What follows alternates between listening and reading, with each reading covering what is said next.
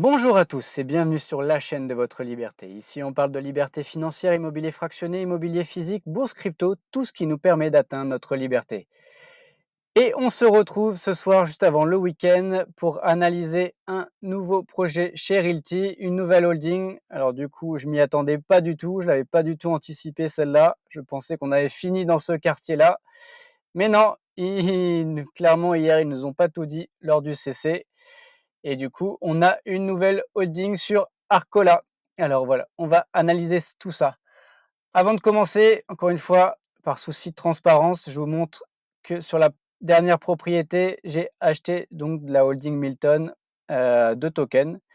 Donc voilà, j'ai réussi pour 101,58 $. Et en tapant Milton, du coup, j'ai vu aussi que j'avais une autre propriété à Milton. Alors c'est Toledo, c'est pas Détroit. Mais ce qui était intéressant, c'est que je pense qu'il y a eu des réévaluations de loyer et quand on voit qu'on a des rendements de 15%, eh ben, on est plutôt content d'avoir investi. Du coup, retournons tout de suite sur l'analyse de la nouvelle holding à Arcola. Donc, on a 10 maisons.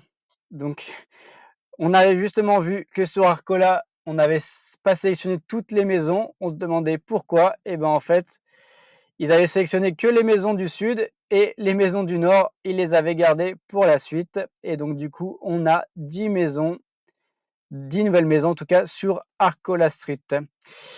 Donc c'est des maisons 4 chambres, 2 salles de bain, sauf une qui est une 3 chambres, une salle de bain. Ce qui nous donne que du coup on a 17 maisons du coup sur la rue. Donc 17 maisons sur la rue et j'ai calculé combien il y avait de maisons dans la rue. Il y en a 26, ce qui veut dire qu'on a les 2 tiers des maisons de Arcola. Donc c'est quand même assez énorme. Quasiment, on possède enfin vraiment quasiment toute la rue. Et j'ai aussi calculé au niveau du quartier. Donc à date, on a du coup 33 maisons dans le quartier j'ai calculé 95 maisons. Ça veut dire qu'on a 35% des maisons du quartier. Donc, il reste encore des maisons qu'on n'a pas achetées aux propriétaires.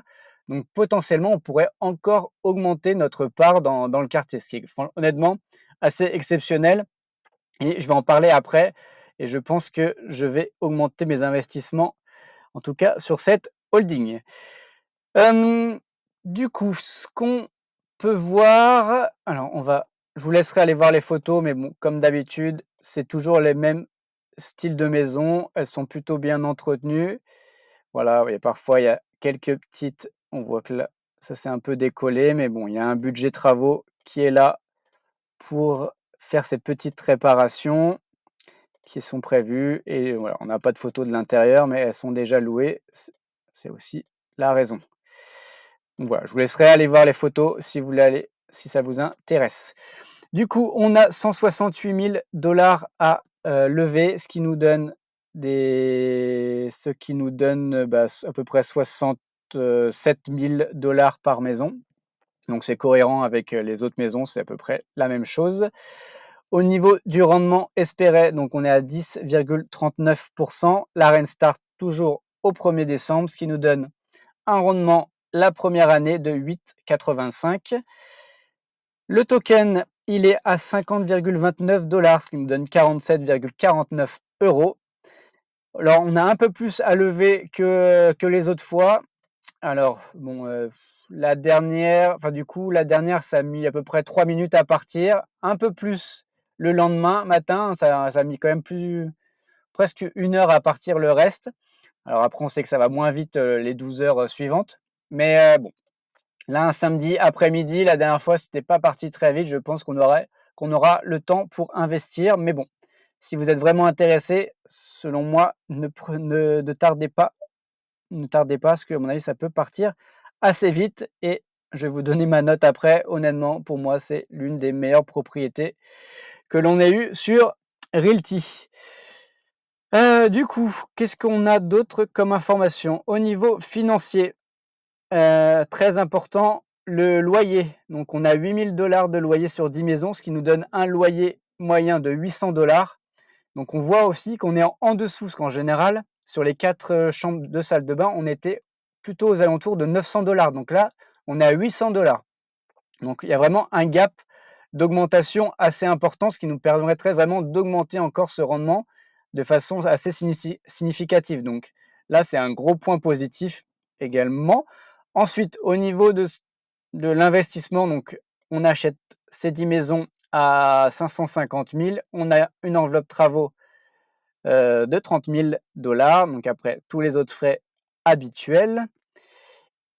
Hop, ensuite, la totalité au niveau surface est de 14 146 square feet, ce qui nous donne des maisons d'à peu près 131 mètres carrés, donc identique à ce qu'on a connu sur les autres holdings, ce qui nous donne un prix au square feet de 41 $. Donc on va les voir après, mais bon, on a déjà analysé, on est en général plutôt entre 50 60 $, même plus proche souvent de 60 $. Donc on a vraiment, encore une fois, très très bien acheté. Sur la description qui est assez rapide, il y a 2 informations importantes. Donc celle-ci qu'on ne nous avait pas donnée auparavant. Donc en gros, ces maisons sont au standard section 42. Donc ça, c'est quand même un très bon point, avec du coup aussi des baisses au niveau des taxes. Donc honnêtement, un très bon point qu'on n'avait pas sur les autres propriétés. Et autre point, du coup les rénovations, donc 30 000 $. Alors la description, elle est identique à toutes les autres. J'ai envie de dire, ils ont fait un copier-coller. Donc on ne sait pas réellement du coup si c'est vraiment ça qu'il y aura à faire, mais bon, c'est vraiment un copier-coller. Donc ils l'ont mis parce qu'à chaque fois on le demande, mais on a l'impression, pour le coup, c'est un peu bizarre que sur les 4 dernières, on ait exactement les mêmes choses à faire. Enfin bref, passons, c'est pas non plus hyper important. On se trouve où? Je vous remonte pour ceux qui n'avaient pas suivi auparavant. On est vraiment au nord de Détroit, dans cette partie-là. Hop, et on va tout de suite après, on ira voir en détail ce qu'il y a autour, parce que malgré tout, ça fait partie des points très positifs. Là, vous pouvez retrouver l'ensemble des propriétés avec les adresses des 10 maisons et les caractéristiques de chacune d'entre elles. Donc ça, c'est important. Si vous voulez aller voir chacune des maisons, les adresses, allez fouiller un peu. Encore une fois, faites vos propres recherches. C'est très important. Au niveau du coup de la rue, alors, comme je vous ai dit, on a 10 maisons, et au nord de Arcola, du coup, on avait 1, 2, 3, 4, 5, 6, 7, 8, 9, 10, 11, 12 et 13 propriétés, et du coup, on en a sélectionné 10. Donc potentiellement, on peut encore en avoir 3 par la suite. Rémi a d'ailleurs pas répondu à cette question lors du CC d'hier. J'avais demandé quels étaient les critères de sélection. Il nous a dit que le vendeur était un peu particulier et exigeant, mais ça nous donne pas vraiment beaucoup plus d'informations. En tout cas, ils y travaillent, donc on verra ce que ça donnera. Et d'ailleurs, je salue Rémi qui regarde les vidéos comme il nous l'a dit hier. Ensuite, comparaison des prix du quartier. Donc j'ai pris une autre maison de Arcola qui n'est pas parmi les maisons qu'on a. Donc voilà, on voit que c'est du 60 $ par square feet. Donc nous, encore une fois, on est à 41 $. Donc c'est quand même 50% de plus. Donc c'est quand même assez énorme. Vraiment, encore une fois, on a très très bien acheté.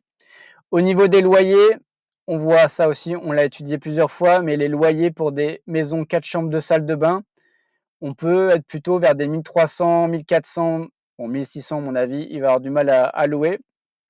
Mais voilà, donc c'est plutôt aux alentours, voilà, souvent on nous dit 1300 $ sur Détroit, et encore une fois, nous on est à 800 $ sur ces propriétés-là. Donc vraiment, on est très très bas, et je pense déjà au minimum aller à 900 $, ce qui correspond à ce qui est fait sur les autres propriétés qu'on a sur les holdings, et à terme, on peut facilement monter à 1000, 1050 $ assez facilement sans perdre les locataires.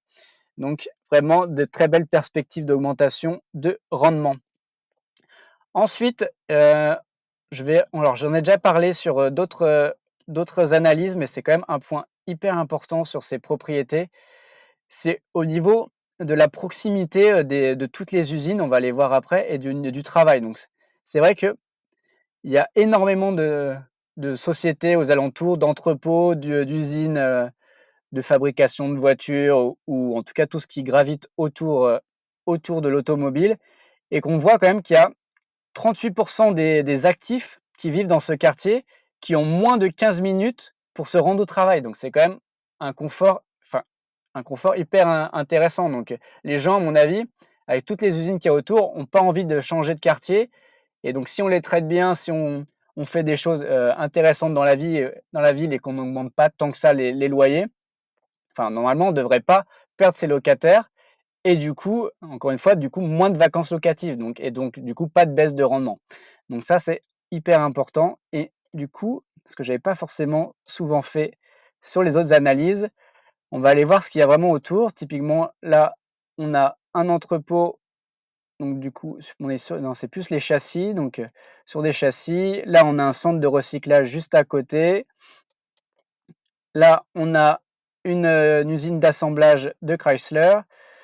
Ensuite, on a des centres de distribution, ça j'en ai vu beaucoup aux alentours, des centres logistiques, encore de la logistique. Ça, je crois que c'était voilà, une fabrique de pièces automobiles. On a encore de centres logistiques. Donc voilà, ArcelorMittal, donc ça, tout ça, c'est de l'acier. Donc autour, on a vraiment beaucoup d'usines ou de centres de recyclage. On a, comme nous a dit aussi Rémi hier, il y a des gens qui travaillent au cimetière, donc c'est juste au-dessus. On a Chrysler, là on a aussi une usine Chrysler, donc enfin, honnêtement, il y a vraiment beaucoup de choses autour. Après, il y a l'aéroport, donc qui est un des points négatifs par rapport au bruit, mais malgré tout, il y a des gens qui travaillent dans cet aéroport, donc qui sont vraiment juste à côté. Donc voilà, donc il y a vraiment beaucoup de, de sociétés et d'usines aux alentours, vraiment juste à côté, ce qui permet encore une fois d'être très proche de son lieu de travail. On va aller, comme d'habitude, se promener, alors en regardant un peu plus du coup vers le nord de la rue, donc qui est là, et en même temps, je vais vous donner ma note pour cette holding. Donc là, tout ça, c'est les propriétés qui nous appartiennent. On voit qu'elles sont quand même en super état. Et juste, on va regarder ce petit terrain vague là, parce que du coup, comme je vous ai dit, on possède enfin, les 2 tiers de la rue. Et hier, on a posé la question au CC, savoir que potentiellement, est-ce qu'on pourrait racheter des terrains vagues pour y faire encore une fois des aménagements pour améliorer la vie du quartier. Et en effet, Rémi a confirmé. Et dans cette rue, alors il n'y a pas trop de terrains vagues, c'est l'un des rares. Enfin voilà, donc ça me ferait quand même un beau terrain vague pour faire une aire de jeu pour des enfants ou autre, peut-être une salle des fêtes. Enfin, en tout cas, il y a plein de possibilités. Et on voit, voilà, en tout cas, il y a vraiment cette possibilité sur ce terrain vague qui serait plutôt sympa. Les rues, bon, ils nous ont expliqué, bah, il fait très froid à Détroit et que c'est normal que le bitume explose. Bon, après, il y a des rues à Détroit qui sont moins explosées, mais bon. C'était l'explication de Rémi. Il n'y a pas de cabane dans cette rue. On a cherché, hein, il n'y a pas de cabane. Et voilà, on a un autre petit terrain vague aussi ici qui peut être aménagé. Voilà, donc il y a vraiment plusieurs possibilités sur ce terrain, enfin en tout cas sur cette rue. Ça, c'est la maison qu'on a pris en comparatif, bon, vraiment qu'au milieu de la rue et qui était à $60 square feet. Du coup, la note pour cette holding avec toutes ces 10 maisons neuves est de 7,80. Donc pour comparer, les autres holdings étaient aux alentours de 7,60. Donc là, on a une meilleure note. Pourquoi?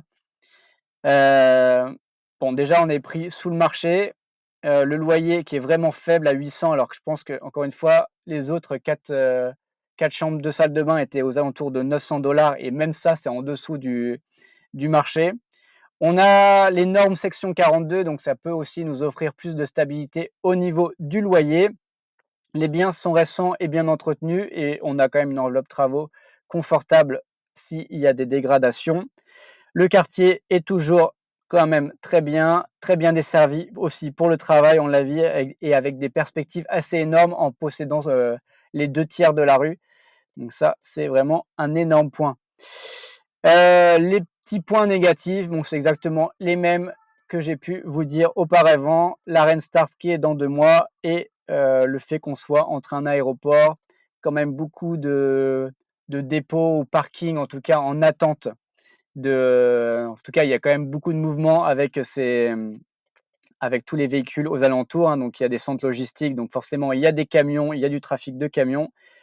et un cimetière, enfin des plusieurs cimetières qui, voilà, bon après, si on n'est pas, je pense que les Américains sont quand même assez spirituels, donc voilà, à mon avis, ça peut, vu toutes les émissions de fantômes qui passent sur les chaînes américaines, je pense que voilà, ça peut faire peur, surtout qu'on arrive à Halloween.